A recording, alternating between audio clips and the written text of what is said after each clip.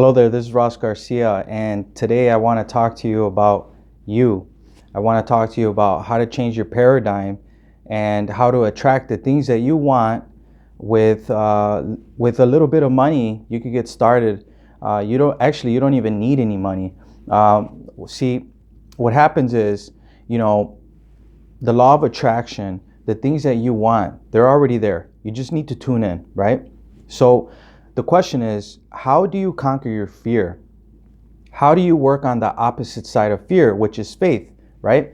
And how does the law of attraction work? How to manifest the things you want? Okay, so a little bit about me, right? The situations that I went through. Well, first of all, I like learning. I like educating myself in exactly what I'm talking about, how it works. So when you see the picture and you see life coach, motivational speaker, yes, I'm a life coach.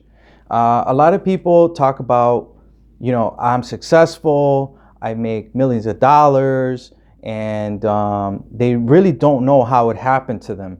So, how it works is like this: you have an idea, you have a burning desire, and that's one of the things is that Napoleon Hill talks about. He talks about in this book, Think and Grow Rich, which I actually have been reading for a long time now. He talks about belief, right? So your belief has to match the thing that you want. So how does it work? How do you match your belief system with your desires, with the things that you want to obtain, the things that your desires are, the wants that you have, right? Well, first of all, you have to know what a paradigm is. A paradigm is a multitude of habits that are fixed, okay? So they're fixed in your mind and they don't let you be free. They don't let you break out and try to, conquer the world and get the riches that you want, okay? And I've seen it happen in my life, and I see it happen to people all around me. People all around me, they have the doubt, right? They have this doubt and they're thinking, how do I break free? How do I get the things that I need? It's difficult. Yes, it is. But you want to tell yourself these affirmations. See, affirmations are a key that you need. It is a key that you need to start attracting the things that you want. So you want to tell yourself, I'm happy, I'm healthy, I'm wealthy. That's probably the first thing, right? Is affirmations. And then you have to have a starting point. You see, when they send astronaut to space and they want to land on the moon, they want to know exactly the coordinates, right? So when you talk about the things that you want, you actually have to write it down. So what we teach is having a goal card and having an objection, something that you have, like something that is a burning desire, something that you have within, something that you really want, right? And that object, that thing that you want, or the thing that you want to receive, it's inside of you, right? So how do you draw it out? How do you obtain that object? How do you get the thing on the physical plane when it's in a picture in your mind? So, there was a doctor, his name was Thurman Fleets in San Antonio, Texas, 1934. If you want to Google that, you can Google that. His name was Thurman Fleets. And what he talked about was that we're literally a ball of energy, right? We have this energy inside of us. It's all around us. And we're living like in this ocean of motion, right? Everything's in constant movement. And, we have this brain, which is actually not just the brain, it's our mind, right? And when we think in pictures. So, I relate that to what a person by the name of, he was actually a writer, right? And he wrote a book called As a Man Thinketh, James Allen, right? And he said, mind is the master power that molds and makes, right? And man is mind. And evermore he takes the tool of thought, shaping what he wills, brings 1,000 joys and 1,000 ills. He thinks in secret and it comes to pass. His environment is but his looking glass. So what do you see, right? What do you think of you? And other people that talk about you, are they saying good things about you or bad things about you? Now, if they're saying bad things about you, then you may want to analyze your environment and change the people in your life. And when you're talking about the goals that you want, the things that you want to obtain, then you're talking about changing your paradigm. You're talking about changing a multitude of habits that are fixed, habits that you were born with. Bob Proctor, when he talks about welfare recipients, he's talking about fourth, fifth generation welfare recipients. Why? Because the paradigm hasn't changed. So Napoleon Hill, he directs that, and he says that it's in our DNA as from childhood, that our mother and our father gave us that inheritance from birth. So how do we change that if we weren't shown this in school, in our education system? Well, we have to read books like this, and Bob Proctor actually signed my book, but this is Think and Grow Rich, okay? And this is a 1947 copy, and I read it all the time. And it talks about, the things that you want and how to obtain them. Napoleon Hill, he interviewed 500 of the wealthiest men in the 1900s, like Andrew Carnegie, Thomas Edison, Henry Ford. And it's kind of funny because right now we're in 2018 and we see that the paradigm, it hasn't changed. And things are still the same way they were 100 years ago. So we're about to change that paradigm. We're about to have a shift in, this digital age that we're living in. So it took me a while to figure out that I still had that fear in me, right? I still had that fear of, well, what happens if I don't make $1 million? Or what happens if I'm not happy, or I'm not healthy, I'm not wealthy, right? And it's okay to have that feeling, because what Thurman Fleets from San Antonio, Texas, what he said was, you're going to have that state of disbelief, right? But what you want to do is you want to impress your subconscious mind with these positive thoughts of yourself, right? And that's where the affirmations come from. The affirmations of, I am so happy and grateful now that money comes to me in increasing quantities through multiple sources on a continuous basis. And you want to tell yourself these affirmations regardless how the outside may look. And I like what Bob Proctor, he says, you can't paint the kitchen by painting the outside of the house. You want to start with the kitchen. So you want to start within. And so as within, without, right? So you want to reach from within and start telling yourself these affirmations that you are happy, you are healthy, you are wealthy, and little by little, the universe, the powers that be, will start bringing you that attraction. And you're going to look back and say, hey, my life has changed so much. There's good things about being self-employed, like not having to clock in and waking up when you want. But there's also bad things, because you got to hold yourself accountable for your actions. You have to get up and get going, right? So in this book, You Were Born Rich, which actually Bob Proctor, he had wrote this book, You Were Born Rich. I would encourage you to get yourself a copy of it. And I actually remember him saying, when we were in Canada, he was saying, I remember when I wrote the book, the first time I had lost all my copies in a taxi cab. He was in a taxi cab, and, the taxi cab had left, and he lost all his copies. And he says, there was a lesson behind that. And the lesson was that he needed to learn from his mistakes on, things that he needed to change about this book, right? So in this book, there's a chapter. It's called Letting Go and Letting God. You see, in order to attract the things that you want, you can't have force into play. You have to let go. In this chapter 4 of You Were Born Rich, you will find that chapter, and it says, let go and let God.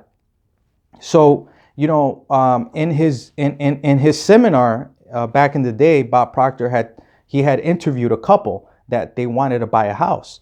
Now, the guy didn't have any money, and he didn't know what house he wanted. All he knew was he wanted to buy a house for him and his wife.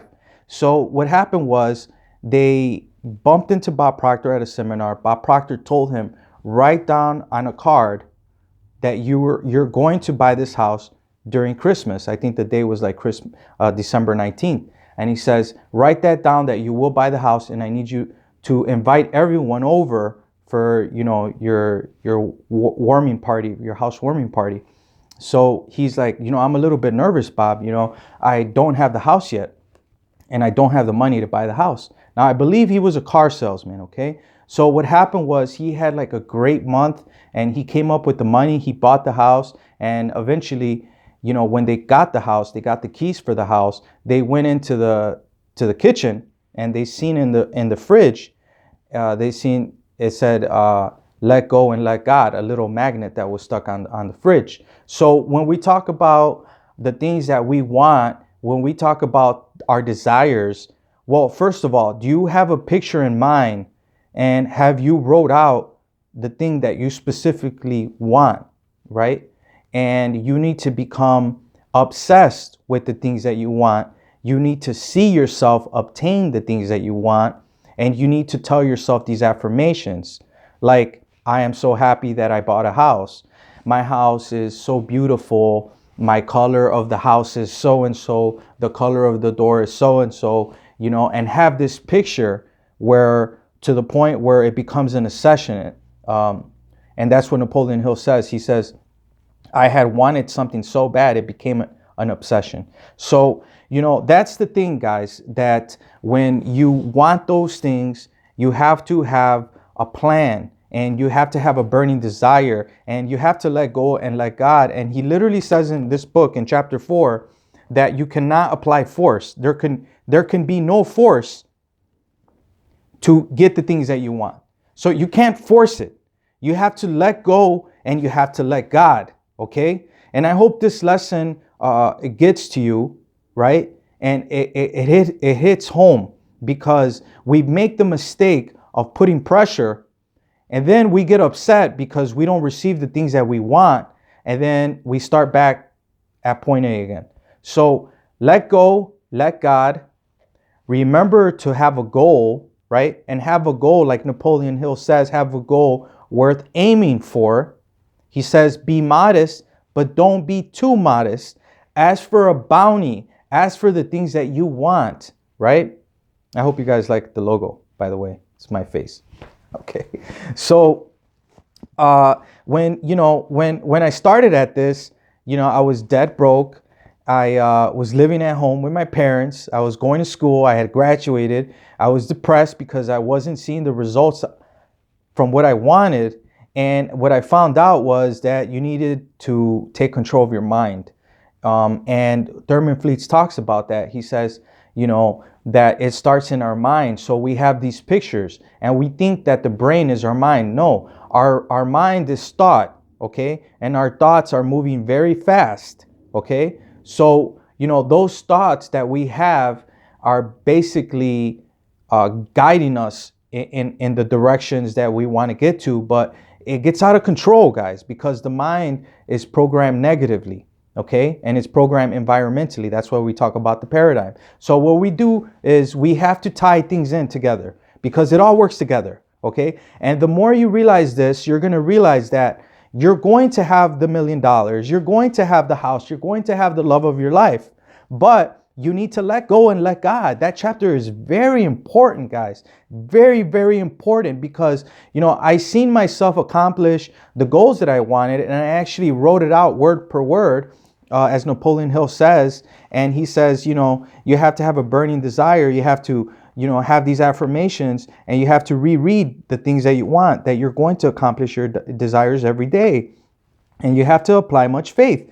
But the thing is that we get upset because it doesn't happen from one day to another. See, Bob Proctor says that it's like a seed, and it has a period, a waiting period where that seed has to grow. So what we know is, we know how long it takes for a corn seed to grow, or a potato, a carrot, right? But we don't know when it comes to the seeds that we're planting, the desires that we have, the things that we want to accomplish. We don't know how long it's going to take. We can have an idea, but it could take 5 years, it could take 10 years. But if you apply less action and you just let the thing work for itself, it's going to bring it back to you.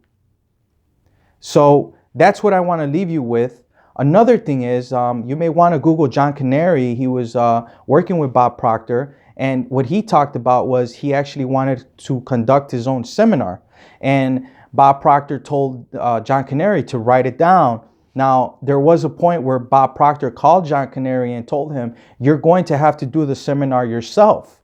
And John Canary was so excited because he had wrote that down on a goal card and he had studied for years to conduct his own seminar without the help of Bob Proctor.